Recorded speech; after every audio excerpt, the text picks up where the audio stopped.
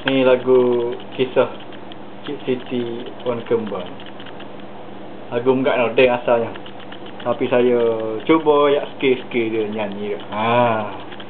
Dia lagu ni tinggi sikit, tapi bergantung kepada suara gitu lah. Boleh tinggi setara mana, rendah setara mana ni. Tapi saya cuba buat skill biasa-biasa lah ni. Kalau skill luar biasa tu kena buat padah tak tunjuk lagi.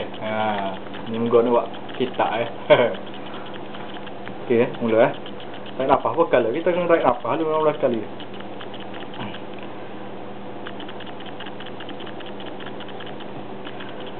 Tanah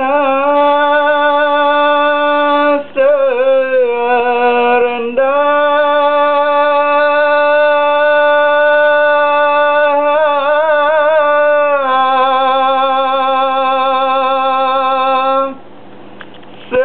sekebun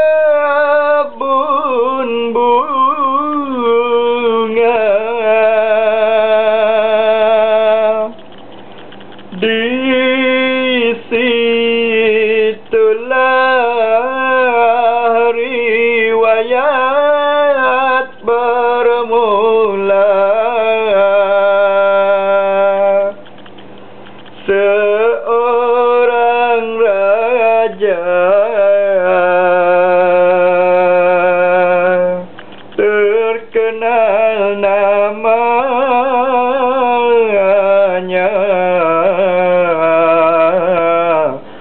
sejarahnya masyhur di mana-mana. Kisah bermula seorang raja di tanah serendah sekebun bunga,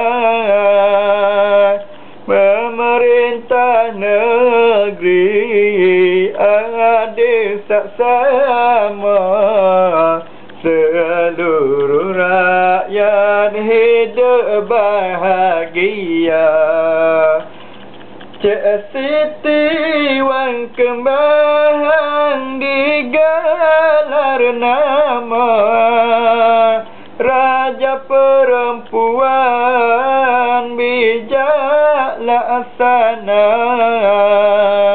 cantik rupawan ayu jelita, menjadi sebutan sepanjang masa. Pada tinggal lagu ni tinggi.